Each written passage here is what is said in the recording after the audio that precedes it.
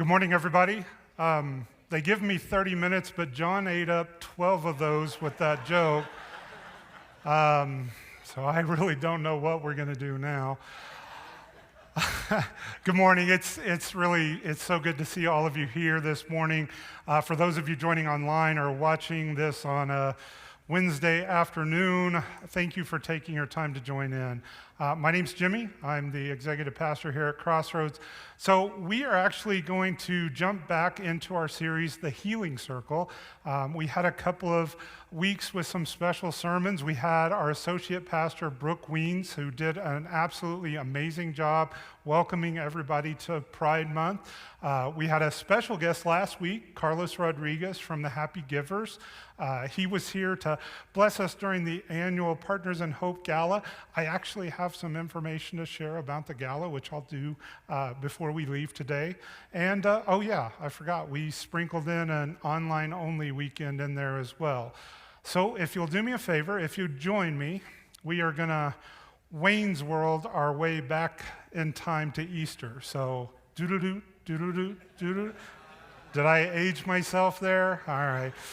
Well, okay, back on Easter, Ryan kicked off a series where we're looking at some of the connective tissue between ancient wisdom, right? So we're looking at the intersection between the wisdom of Scripture in the Christian tradition and the wisdom offered by Indigenous tradition as well.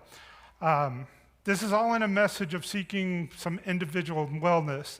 As Christians, we're taught to love God with all our heart, our soul, our mind, our strength, which is very similar to the medicine wheel of some of the indigenous people, which shows us the areas of wellness to include things like the spiritual, the mental, the emotional, the physical. We also know that Jesus shared with us that we should love our neighbor as ourselves. In order to do all this, we need to start with some personal wellness so that we can love ourselves, love our neighbor, and we can have that healthier relationship with the concept of the heart, soul, mind, and strength that Jesus referred to as far as our way to love God. So after Easter, Ryan looked at wellness in terms of health or the body or sleep or food or the importance of ceremony. And today I want to look at sacred spaces, right? I want to particularly look at our home. Now, some people find sacred space in a pew beneath stained glass, and others discover it in the stillness of the forest or the lap of waves or even a walk around the block. For me, sacred space shows up at 4 o'clock or 5 o'clock in the morning when I'm sitting on my back porch with my cup of coffee. Or better yet, when I'm on the golf course, well, in between traveling through the trees for an errant shot or repenting over a 3-putt. But anyways, in both places, though, I return to myself. I breathe deeper. And most importantly, I sense God's quiet nearness, not with fanfare, but with a grounding presence that whispers, this too is sacred. These moments are precious to me as well-being because being somebody with bipolar disorder, it's easy for me to have the world speed up, right? And those are ways that are unhealthy to me. I think it's important for me, though, at this point to acknowledge a couple of things. First, a back porch and a golf course for sacred space is something that I have the luxury to enjoy, and that's because of my privilege as a white, cisgender, middle-class, middle-aged male. And I recognize that because of that, I have a tinted lens, and I'm going to do my best to keep that in mind as I go through the rest of this talk. And second, I think if we're going to discuss Indigenous wisdom, that we should acknowledge that this space that we occupy right now, is a space that was once part of areas for many indigenous tribes. And I'm not saying that I possess a remedy for the issues of colonization. I just want to recognize that part of the wisdom that we gain from a series like this had much to do with the area that we occupy now. See, we gain wisdom from those that made this space home first, and also from people living in ancient times across spaces that are oceans and miles away. With all that said, sacred space isn't just out there. It can be at home, curated not just for function, but for well-being, rest, and connection. When we shape our spaces with intention, we honor both the environment and our own sacred selves. Now, there may be some of you out there that's already the case for you. You have curated your home into sacred space, which is why some of you are out there right now going, Jimmy, wrap this up so I can go home. But do your best to stay with me for the next 30 minutes. You see, intention is also about awareness, right? That God meets us in real places, in our homes, in our bodies, in our breath, in our routines. Psalm 24:1, which is what we're going to focus on, reminds us that the earth is the Lord's and everything in it.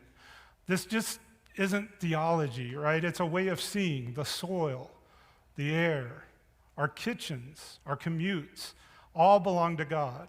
And if the earth is sacred, then so are we. Not just your Sunday self, but our everyday selves too. Here's the core message today. You are sacred space. Your life is holy ground.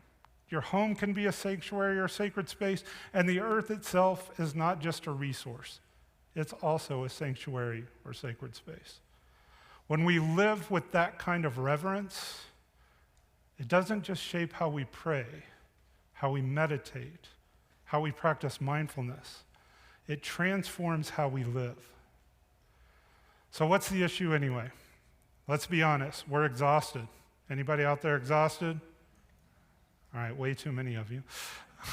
We're overwhelmed by things like schedules. We're overloaded with noise and information, and often we're measuring our worth by what our productivity is. If you're not feeling it, well, maybe you're retired. Of course, the people I know that are retired are saying they're even busier now than they were when they were working. So the thing is, we're disconnected on many levels. So for those of you that like the pen and paper, here's going to be your first fill-in. So go ahead and get ready. Spiritually, we are distant from God or meaning. We'll keep going here. Emotionally, we have anxiety and burnout that are just everywhere. Physically, our bodies are ignored or overworked. Ecologically, we're strangers to the land. And domestically, our homes start to mirror our inner chaos. See, we live mostly indoors, online, overcommitted. We talk about self-care, but we forget about space care, the intentional tending of the environments that shape us. So here's the deeper issue. We've forgotten that we are sacred, and so is the space we inhabit. Sacredness isn't limited to churches or mountaintops. Psalm 24:1 reminds us that the earth is the Lord's and everything in it. That's going to include your kitchen, or like me, the back porch. Maybe it's the messy living room. Maybe it's just space. Why else was it that we offer housewarming gifts? Why is it do we see plaques that say, "Bless this home"? See, Chelsea Luger and Thos Collins write in the 7 circles that sacred space is about intention. It's not about aesthetics. So for more about the series we're in, I strongly recommend that you pick up that book, pick up a copy of it. And if you haven't seen the other messages in this series, you can find them online or you can find them in the app. But see, it's about curating spaces that help us to breathe, that help us to reflect, that help us to reconnect. Your home doesn't need to be perfect, but it does need to be purposeful.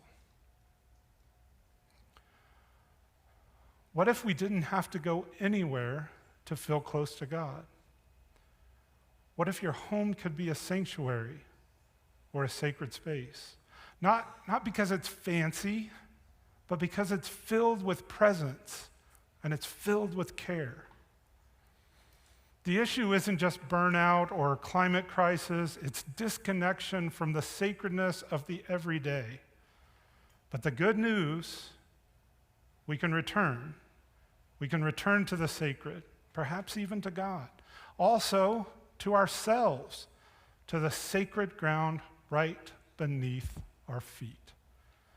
Sacred space isn't somewhere else, it's right here, waiting to be reclaimed.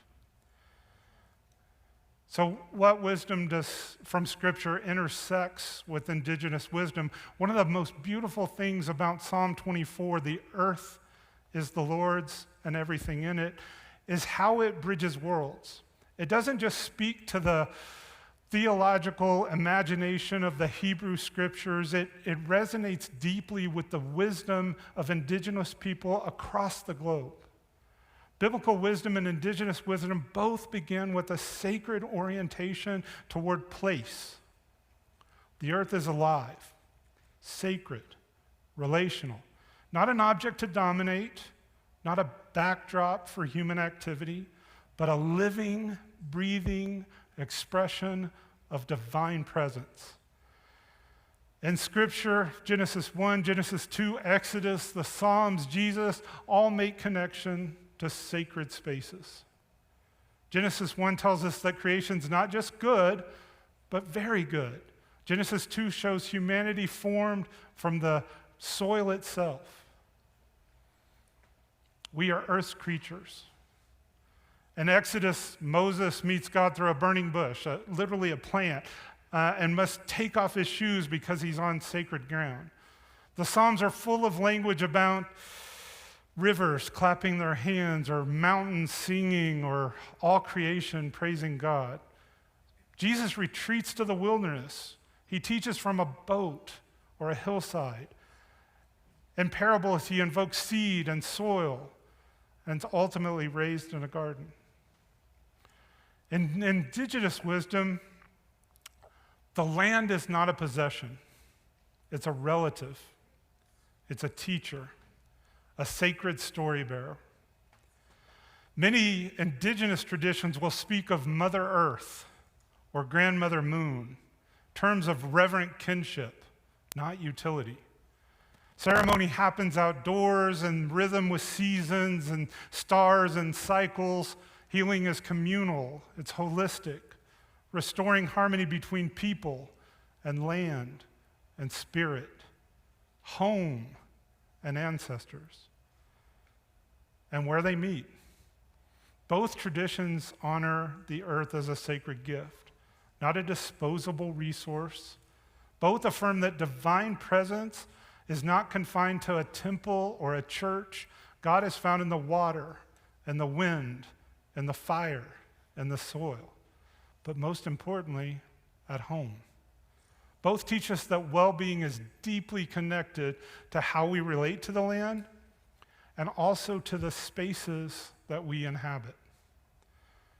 Both invite us to tend to sacred space with intention, with care, and with reciprocity. And this is actually where the book, The Seven Circles, provides us with some modern clarity, in that it says sacred space begins at home. See, Luger and Collins teach that our environments, especially our homes, must support wellness.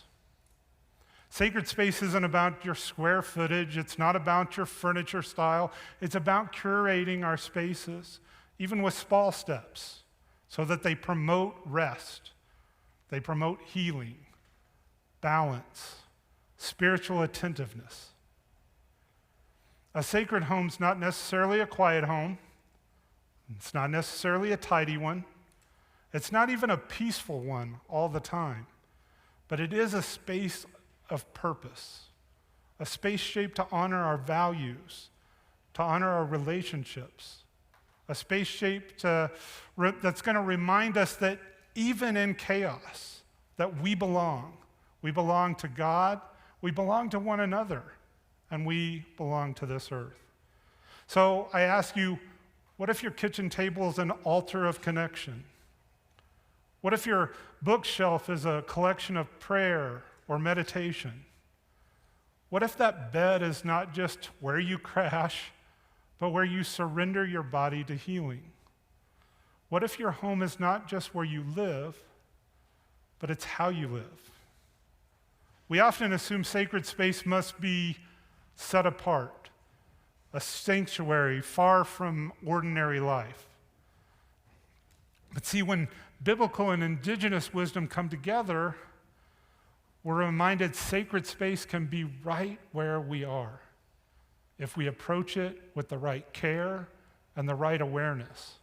So yes, Psalm 24 speaks to us as people of faith, but it also challenges us to listen.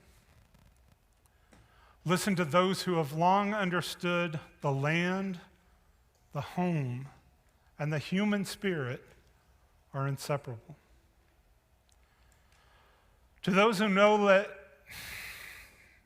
that how we live and place is an act of prayer, because maybe the most faithful thing we can do is to just believe that the earth is the Lord's.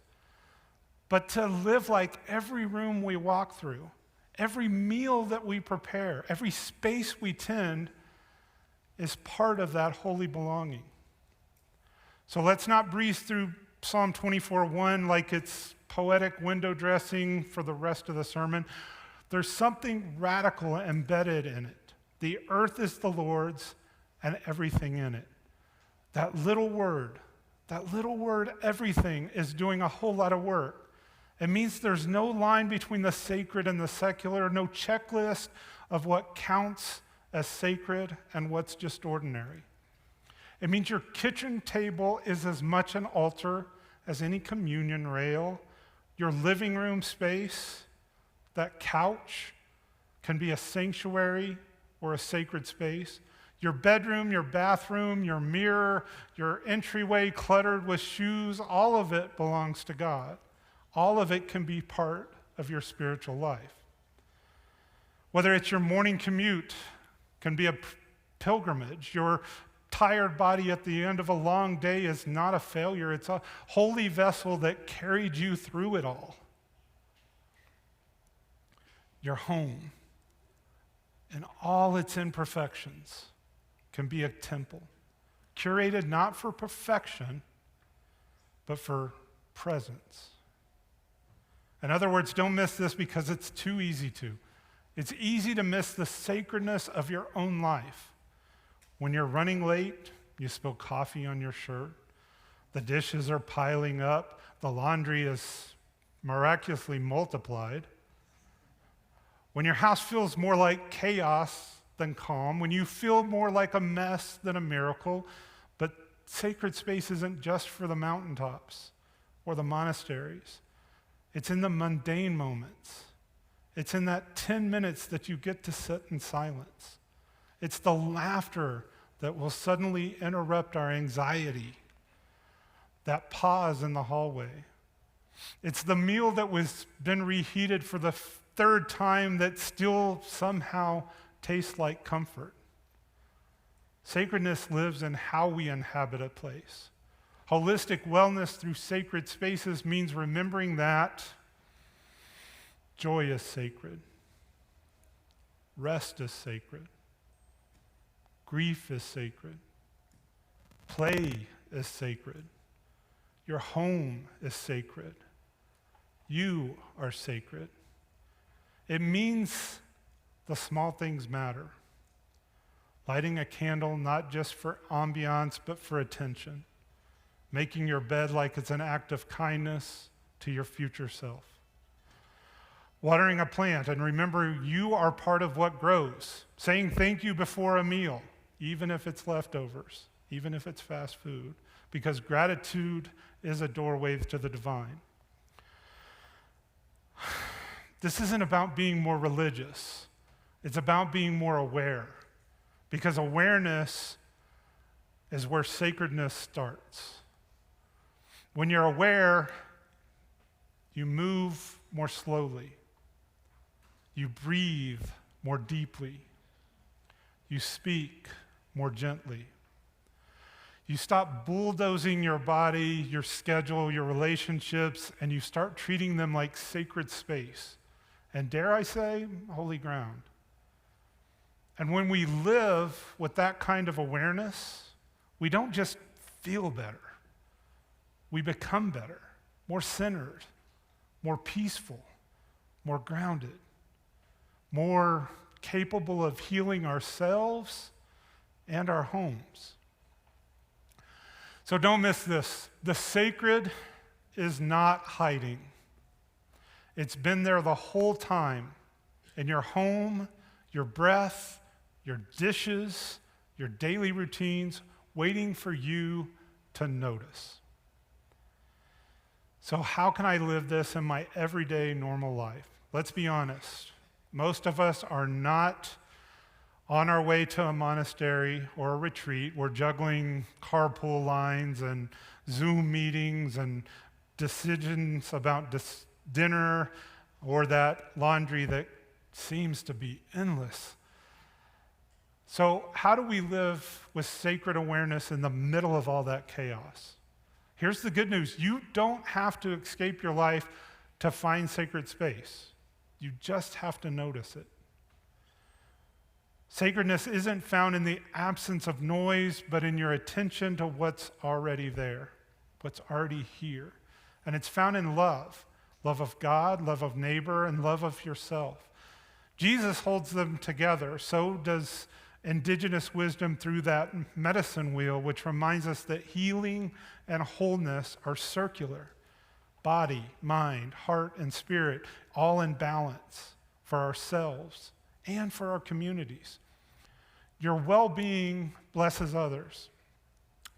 See, your home can be a center of healing for you and for those that you welcome in. And in some practical ways, to live this rhythm daily, here are some suggestions. One is name your sacred space. Where do you feel most grounded, open, or at peace? Is it a sunlit window? Is it that back porch? The golf course? Even a bathtub? Claim it. Let it hold memory and presence. Second step is to start and end with intention. Begin the day with a breath, not your phone. Whisper a prayer or practice mindfulness. At night, light a candle. Give thanks. Even 1 minute will reframe time as being sacred. We talked about ceremony. So build rituals into routine. Small acts can become holy, whether it's washing your hands as a cleaning pause, or making tea as a grounding return, or folding laundry as an act of love. 4 is to use anchors to stay grounded. You can place little reminders throughout your home, right? So it can be a stone or a blessing or a note, something to bring you back to awareness amid that rush. Care for your body as sacred space. Rest without guilt. Move with joy. Eat to nourish, not punish. Drink water like it's sacred, because it is. Your body's not a project, it's a sacred space. Care for the earth as a spiritual practice is the next step, and let your home sacredness extend outwards.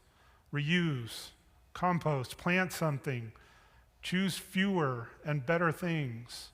Do it not to fix the world, but because love forms you. And the last one is do one loving thing a day for your neighbor and for yourself. A small act of kindness is sacred. Text a friend. Sit outside and notice. Listen more than you speak. Forgive yourself. Let somebody go ahead of you. Sacredness doesn't demand drama. It asks for attention, your love. The point is this: sacred space isn't a luxury. It's a lifeline. And living it doesn't require perfection, just presence. Show up with sacred eyes, open hands, and a heart that remembers the earth is the Lord's and everything in it. including your home, including your body, including the people that you share it with, including you. So how does this make me a better person and the world a better place? This is where we get real, right? So sacred space isn't just about feeling good, it's about becoming good. When we begin to live with sacred awareness, not just in nature or worship, but in our home, in our breath, and our daily rhythms, it changes us. We stop seeing ourselves as separate creation and start recognizing we are part of it, made of stardust and soil, breath, spirit. And when we believe where we are is sacred, we begin to live like we are sacred too. Internally, we change.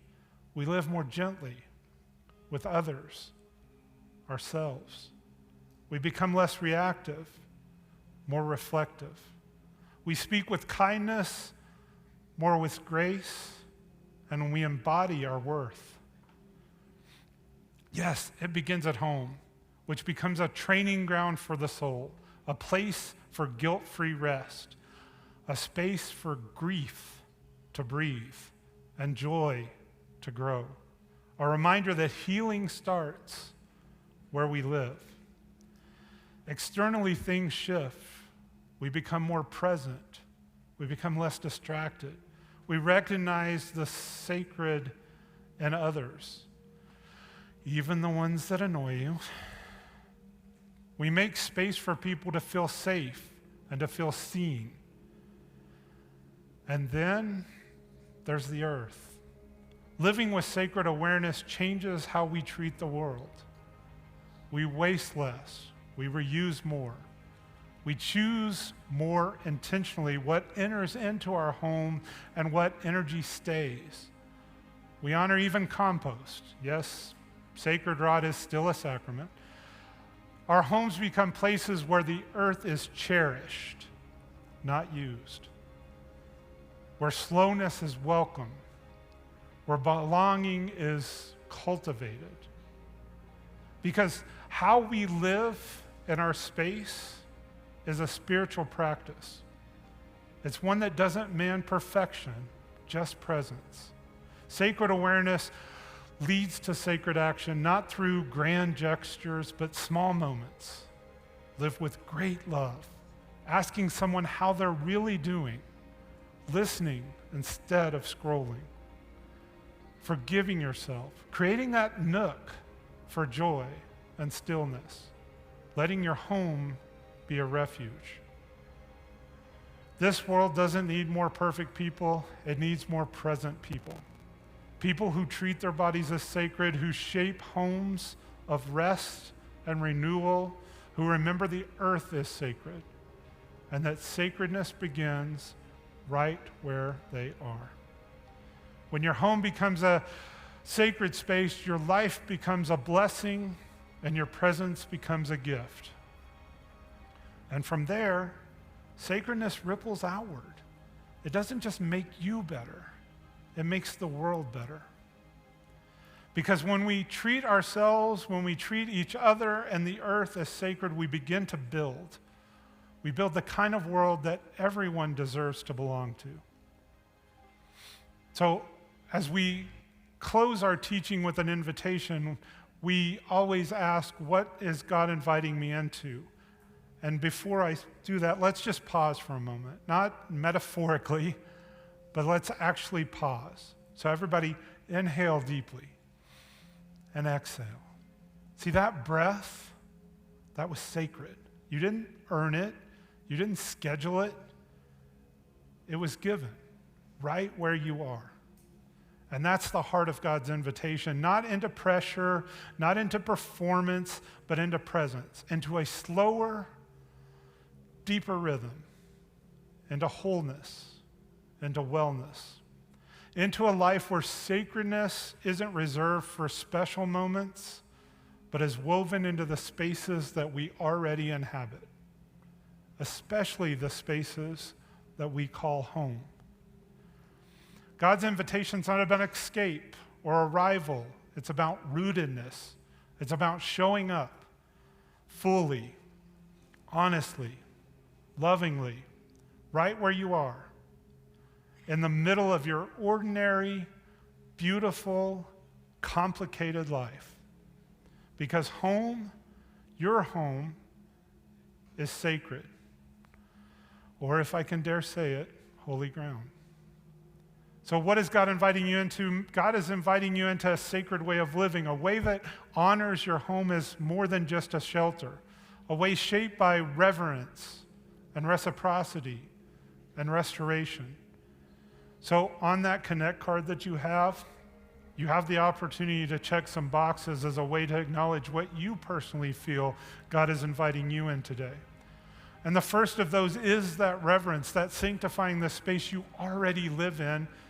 To live with reverence is to begin seeing your home through sacred eyes, not just as a place you maintain, but as a place that sustains you. Light a candle, not just for ambiance, but for awareness. Prepare a meal with gratitude. Open the blinds and let the light in.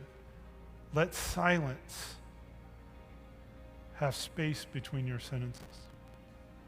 God is inviting you to slow down and notice, because sacredness lives in the details. Reverence says the room matters, the meal matters, the life matters. The second thing is reciprocity, creating a sacred exchange within your home. Your home shelters you, it comforts you, it holds your stories. So how can you give back? Declutter as an act of love, not control. Tend to small repairs as act of dignity and care. Welcome others into your space even when it's not perfect. I think Ryan said, don't expect him to clean his house before you come over. Welcome others into that space. Let your home become a place where others can breathe too.